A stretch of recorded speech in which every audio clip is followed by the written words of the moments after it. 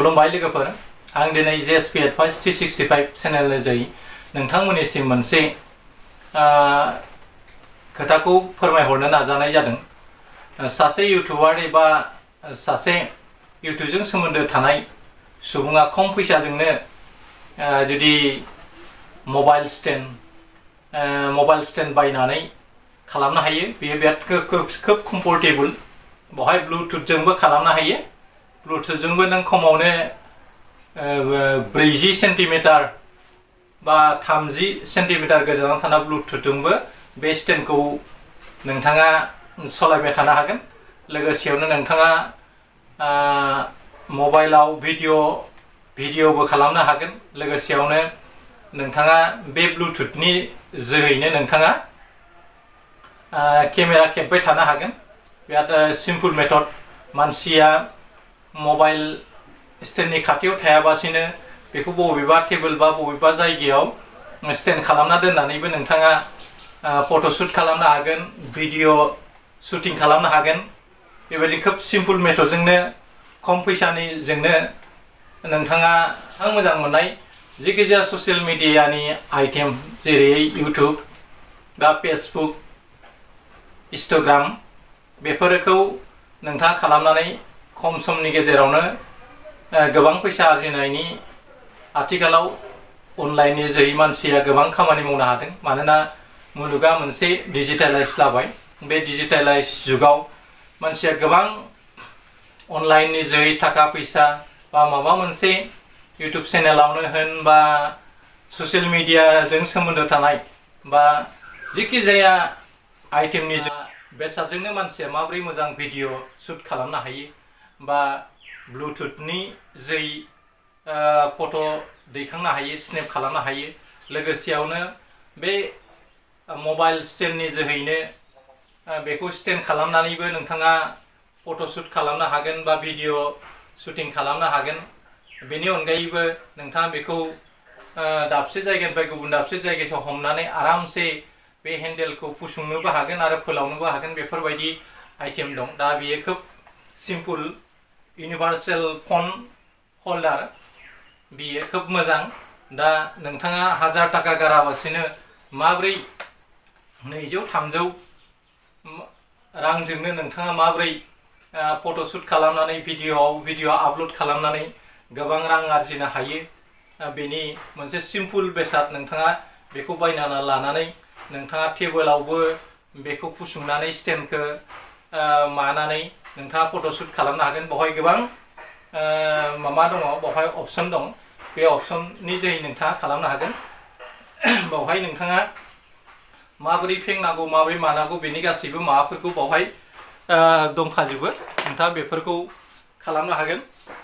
दा universal phone हल्डार थारमाने specially बिनि सावगारिया बेबायदि आरो। दा पेकिंखौ खेवथ'वाखै नोंथांमोननो। दा पेकिंखौ खेवनानै आं माखासे डेम'खौ नोंथांमोननो होगोन। बे नोंथांमोनाबो बेखौ बायनानै 200 बा 300 बा गोबां क्वालिटिनि दं। 200 मोननाय दङ, 260आवबो मोननाय दं आरो बिनि एसे गोजौआवबो दं। नाथाय 260 बा 50आव मोननायानो खोब सुइटेबल आरो।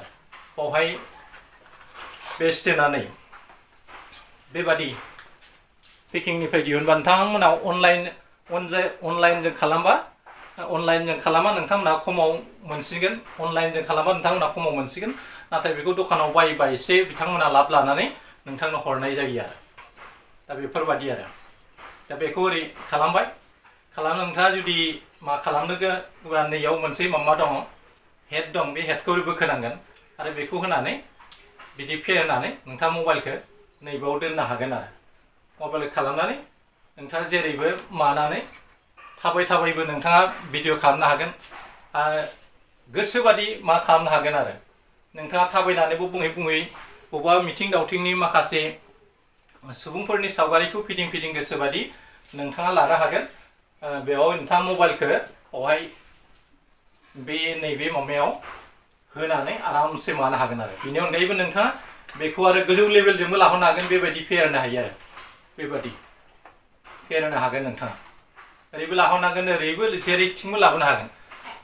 स्टेन्डआथ' गोबां रोखोमनि दं। नाथाय बेवहाय ब्लुटुथ दङ आरो बे ब्लुटुथखौ नोंथाङा खुलिनोबो हागोन बेयाव ब्लुटुथखौ आरामसे नै बिदि नारखाना बे ब्लुटुथ दं नोंथाङा गोजान जायगायाव थानानैबो ब्लुटुथजोंनो बे माबा भिडिअखौ शुट खालामनो हागोन आरो ब्लुटुथजोंनो नोंथाङा सोरखौबा फट'बो दैखांहरबाय थानो हागोन बेखौ स्टेन्ड खालामनानै बबेबा मोनसे दाबसे जायगायाव दोननानैबो नोंथाङा खालामनो हागोन आरो नोंथाङा गोनांथि जायोबा फोलावनो हायो गोनांथि जायोबा फुसुंनो हायो आरो टेबोलाव नोंथाङा बबेबा हटेलाव नोंथाङा हमना ला ओंखाम जादों साहा लोंदों माबा मोनसे लोगोफोरजों टक खालामदों बबेबा टेबोलाव राउन्ड टेबोलफ्राव दोननानै नोंथाङा स्टेन्ड खालामनानैबो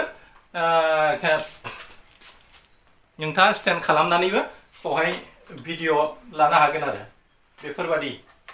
बेफोरबादि खालामना आरामसे मानो हागोन आरो बिनि अनगायैबो नोंथाङा एथ' हाजार थाखा गारनायनि गोनांथि गैया खम फैसाजोंनो खमथि फैसा जब्दि खाना होननायफोरबादि आरो बे स्टेन्डआ 200निखौबो सालायनो हायो मोजां आखुनि मानसिया बा हेभि नङाबा सिम्पल बेसादजोंबो नों खालामनो हायो नाथाय नोंथांमोना लायोब्ला 300 नङाबा 250 सोनिखौ ला आरो बे स्टेन्डखौ बांद्राय खम दामनिया एसे गोबा जायो दा बेखौ नोंथाङा बबेबा टेबोल दोनबा आसिजों ओरै खेबख'बाय नै बेबादि दं आरो दा बेखौ बबेबा टेबोलाव नोंथाङा ओरै फज'नोबो हागोन आरो फज'नाबो नोंथाङा मा खालामनो हागोन बेफोरबादि स्टेन्ड खालामनाबो नों बबेबा मोनसे हटेलाव ओंखाम जाबाय बबेबा रायलायबाय बा बबेबा लिडारा लेक्चार होबाय दं बेखौ बिनि सेराव दोननानैबो स्टेन्डआव आरामसे बिनि माबाखौ बुंनाय बिबुंथिखौ नोंथाङा आरामसे मा खालामबाय थानो हागोन नोंथाङा बिबुंथिखौ बावहाय खालामबाय थानो हागोन आरो नोंथाङा गोसो जायोबा बिथांनि बिबुंथि जोबनाय लोगो लोगो नैबे ब्लुटुथ दङ ब्लुटुथजों बेखौ नोंथाङा बन्द खालामनो हरनो हागोन आरो फट' नांगौबा फट'बो साफायनो हागोन नोंथाङा गोजानाव थानानैबो बेखौ सालायनो हागोन आरो नाथाय खम फैसायावनो खोब मोजां फेसिलिटि दं आरो बेवहाय आरो नाङाबा नोंथाङा बेखौ ओरै खोख्लोबजोबदो आरो गोसो आरो बाहेरायाव बबेबा सोरगिदिं मिथिं दावथिङाव गिदिंनोबा बा थाबाय नोंथाङा भिडिअ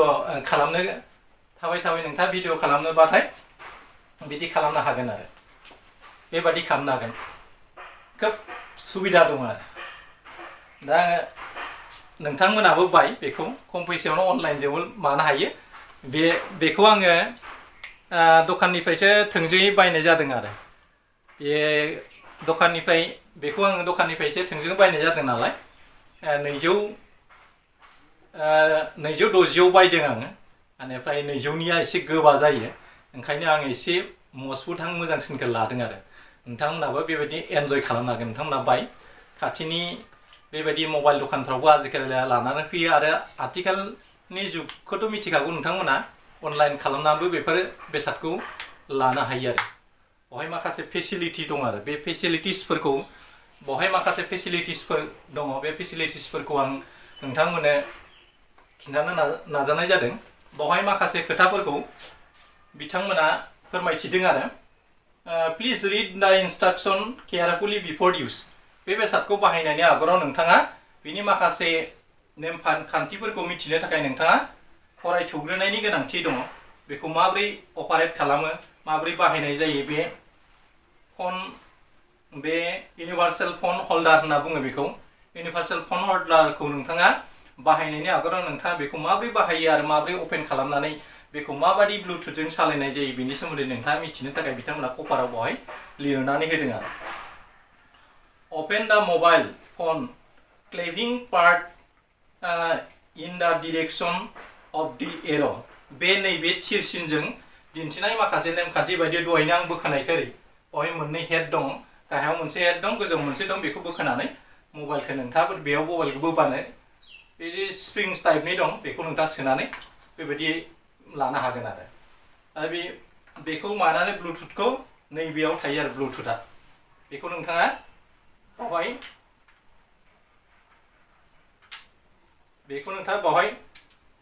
बेबायदि सोनाबो दोननो हायो नांनाय समाव नोंथाङा बख'नानै नोंथाङा मानो हायो आरो स्टेन्डखौथ' बोरै खालामनांगौ बेखौ खिन्थाखाबायानोसै आं नोंथांमोननो आरो नैबेफोरबायदि दहाय आं नोंथाङा बबेबा टेबोल आरो बबेबा चेयाराव जनानै नोंथाङा खालामनो गोसोबा बेबायदि खालामनो हागोन बेवहाय open or close the 3 foot in the direction of the arrow तारमाने नैबे थिर सिनजों बा सिले थांखोजों खिन्थानाय बादि नोंथाङा बे फोल्डारखौ बोखारनानै आसि बिजौ जेरै खेबखांबानो ओरै दालाब दालाब थांखायो आरो बिदि खेबखांनानै नोंथाङा थिराव जेरै इन्डिकेसन होनाय दं थिनाय दं बेफोरबायदि खेबखांनो मानो हागोन आरो बिनि उनाव नोंथाङा मा होनदो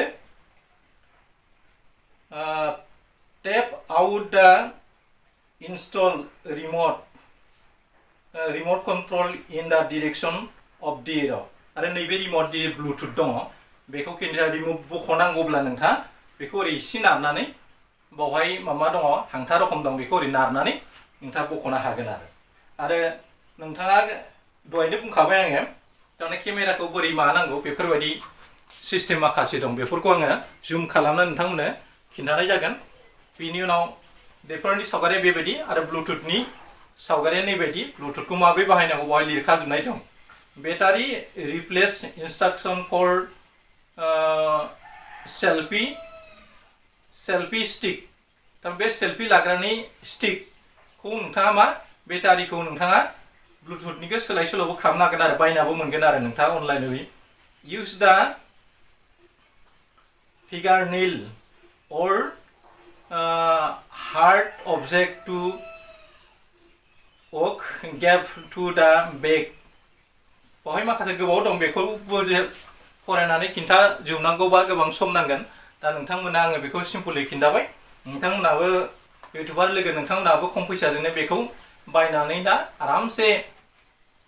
आरामसे नोंथांमोना खम फैसाजोंनो आरामसे नोंथांनि चेनेलखौ सामलायनायावबो गोरलै जागोन नोंथाङा अनलाइनजों खालामना लायो दखाननिफ्राय लायो नोंथांनि गोसो नोंथाङा नैबायदि सुंदोबैबो खालामनो हागोन फोलावनोबो हागोन आरामसे बेबायदि खालामनो हागोन आरो जेथिबो एंगेलजों लाबोनो हायो बेखौ ओरैबो खालामनो हायो ओरैबो खालामनो हायो फोल्डिं सिस्टेम नालाय गोसोबादि सिं गाहायजोंबो खालामनो हागोन नों गोजौजोंबो खालामनो हागोन गोसोबादि लानो हागोन आरो नोंथाङा गोनांथि जायोबा गोजौ लेभेलाव खालामनो हागोन गोनांथि जायोब्ला नोंथाङा स्टिकखौ ओरै नाजाबनानै खालामनो हागोन आरो सुंदोबै बेखौ बाहायनायनि माखासे सिस्टेमफ्रा बेबायदिनो नोंथांमोनाबो बायनानै बेबायदि सिस्टेमजों भिडिअ खालामनानै गोबां रां खामायनो हागोन आथिखालनि मुगायाव साफ्रोमबो मानसियानो साख्रि बाख्रि खालामनानै साख्रि बाख्रि मावजोबनो हाया गोबां मुलुगा सोलायबाय बे मुलुगाव साख्रि बाख्रि मावाबासिनो मानसिया अनलाइननि जोहै बा माखासे ससियेल मिडियानि जोहै बा इउटुब बा फेसबुकनि जोहैबो गोबां फैसा बेफोरबायदि ससियेल मिडियानि जोहैबो गोबां फैसा आरजिनानै मानसिया गावनि लाइफखौ एस्टाब्लिश खालामनो हायो नोंथाङा जुदि क्वालिटि दङब्ला गुन दङब्ला नोंथाङा जेखि जाया आयदायावनो इउटुब चेनेल खुलिनानै बा ससियेल मिडियायाव फैनानै नोंथाङा माबा मोनसे स्टेगार लानानै मुं लानानै बेफोरबायदि खामानिखौ मावनानै नोंथांनि क्रिएटिभ समफोरखौ नोंथाङा बाहायनानै माखासे सुबुंफोरनो गियान आखल होनो हागोन आरो जाय प्लेटफर्मनि जोहै नोंथाङा लाख लाख कौटि कौटि मानसिजों सिनाय जानाय जागोन आरो मोनसे बुब्लियाव नोंथाङा मन्त्रि एमएलए मिनिस्टारशिप जाहैनायनिबो माखासे फिल्डखौ बेफोरबादिनो ससियेल मिडियानि जोहै बा इउटुबनि जोहै मिडियानि जोहैबो गावखौ एस्टाब्लिश खालामग्रोनायनि उनाव गोबां भारताव बेफोरबायदिनो गेदेर गेदेर मिनिस्टार इएम एमसिएलए बा गेदेर गोलाव जाहैनायखौ जों नुनो मोनगासिनो आथिखालनि मुगायाव गोबां डक्टर इन्जिनियार पास खालामनाय मानसिफ्राबो गावनि साख्रिखौनो गारनानै इउटुबाव फैनानै बिथांमोना मोजां चेनेल खुलिनानै गोबां कौटि कौटि रां आरजिनायनि नमुनाखौ नोंथांमोना नुबाय दिनै नर्थ इस्टार्न रिजनावबो गोबां मानसिफ्रा कौटि कौटि इउटुबाव रां खामायनानै गावनि लाइफ स्टाइलखौ दागासिनो गारि घोड़ा लानानै न' बां बानायगासिनो दङ नाथाय साफ्रोमबो मानसियानो अख्रांखौ दांजोबनो हाया थेवब्लाबो नोंथाङा नोंथांनि हानाय गुनजों जेसेबां केपासिटि दङ बेखिनिसिम नोंथाङा राइजिं जानानै नोंथांनि चेनेलखौ बा नोंथांनि जि इनकाम सर्सखौ लाबोनो हानायनि लामा दं मिजिंथियो नोंथांमोना आंनि भिडिअखौ जेरैहाय नायगासिनो दङ बा आंनि भिडिअखौ नोंथांमोना लाइक आरो साबस्क्राइब होबाय दं बिथांमोननिसिम आं अरायसम खर' गंलायो मानोना बिथांमोननि अननाय आरो सापर्ट मोनामोनब्ला आं दिनैसिम बे स्टेजसिम फैनो हानाय नङामोन। मिजिंथियो आफा बोराइ बाथौआ थाबा इसोरा गदा नोंथांमोनखौ अरायसम बेबादिनो गोग्गो सावस्रि लाखिथों आरो नोंथांमोननि साननाय मावनाय हास्थायनायनि बिबारा मालि मालि फिथाइ थायथों बेखौ मिजिंथिबाय आरो नोंथांमोननि जि ड्रिम्स बे ड्रिमा जाहाथे जाफुङो। बेखौ जाफुंहोनो नांगौब्ला गाव गावाबो मोनसे सिमां थानो नांगोन। जाय सिमांखौ नोंथाङा नाजासोमनाय थायोब्ला गासैबो खामानिखौनो मानसिया मावफुंनो हायो बेखौ नोंथांमोना मिथियो। आङो इउनिभार्सेल फन हल्डारनि सोमोन्दै नोंथांमोननो बुंबाय इन ए नाटसेल। नोंथांमोना बेखौ खाथिनि मार्केटफ्राव बायनानै लानो हागोन आरो अनलाइनबो खालामना लानो हागोन। दा आङो भिडिअखौ बांद्राय गोलाव खालामनो सानला, मानोना आथिखालनि इनफरमेशन टेक्न'लजिनि जुगाव साफ्रोमबो मानसियानो बबेबा मोनसे आयदानि सायाव नलेजआ जुदि खम दङब्ला बिथांमोना बेखौ माखासे इउटुब चेनेलफ्रावबो नायना लानो हायो, माबोरै बेखौ खुलिनाय जायो, माबोरै खालामनाय जायो। बेबायदिनो अनलाइननि जोहै गाव गावनि कम्पानिनि सायाव मा खालामनानै बेखौ बोयैबो बेखौ फरायना नायनानै बेफोर बेसादखौ खालामनो हायो। बेफोरनि अनगायैबो गुबुन गुबुन बेसादफोरखौ बेबायदि माबोरै अपारेट खालामनांगौ बेखौ लिरना होब्लानो आथिखालाव इजिलि मोननो हासै। दा आथिखालनि मुगायाव फोरोंगिरि गैयाबासिनो सासे मानसिया मबाइलनि जोहैनो बा अनलाइननि जोहैनो गासैबो खोथाफोरखौ सोलोंनो हानाय आथिखालाव जाबाय। दा मुलुगा खोब डिजिटेलनि बिथिङाव खोब जौगाबाय। जोंनि भारतआवबो आथिखालाव डिजिटेलाइज जाबोनो हमबाय। आथिखालनि मुगायाव मबाइलखौथ' गारनानै जों सोलिनो हाया, नाथाय बांद्राय मबाइलखौ मिसइउज खालामोब्ला नोंथाङा खहा दं। बे मबाइलखौ जों माबोरै क्रिएटिभ खामानियाव बाहायनानै मोजां रोखोमै जोंनि समाजजों लोगोसे गावखौ माबोरै जौगाहोनो हायो बेफोरबायदि लाइनजों थांनानै जों खामानि मावोब्ला मबाइलनि जोहैबो जों गावखौ एस्टाब्लिश खालामनो हागोन। नाथाय मोनफ्रोमबो बेसादावनो मेरिट एन्ड डेमेरिट, गाज्रि आरो मोजाङा थाखायो। दा ओंखायनो मोजांखौ जों बासिना लाना गाज्रिखौ गारनानै जों खामानि मावोब्ला जिउआव साक्सेस जानो हायैनि खोथा गैया। नोंथांमोनाबो नाजा, नाथाय बांद्राय मबाइलाव गेम गेलेनाय बा मबाइलखौ मिसइउज खालामनानै टाइमखौ बरबाद खालामनाङा, मानोना समा खोब बेसेन गोसा। थांनाय समखौ जों मोनफिना टाइम। बेनिखायनो गोबां गुनि गियानिफ्रा बुङो टाइम इज मानि, समा थाखा फैसा बादि बेसेन गोनां। बेनिखायनो बे बेसेन गोनां समखौ थि रोखोमै बाहायनो हायाब्ला जों गोबां बिथिङावनो जिउआव फेलार जानो गोनां जायो। जाहाथे जोंनि जिउआव मोनसे दिदोम थांखि लानानै खामानि मावोब्ला जिखि जाया आयदानि सायावनो नोंथाङा साक्सेसफुल जानो हागोन बेखौ मिजिं लानानै आं दिनैनि भिडिअखौ बेखिनियावनो फोजोबनाय जाबाय। मिजिंथियो नोंथांमोना गाहामैनो दङ। नोंथांमोननिसिम फिन आंनि खुलुमनाय आरो सिबिनायखौ हरफिननानै आंनि दिनैनि भिडिअखौ बेखिनियावनो फोजोबनाय जायो। गोजोन्थों, खुलुमबाय। जै बर' हारिनि, जै बर' हारि।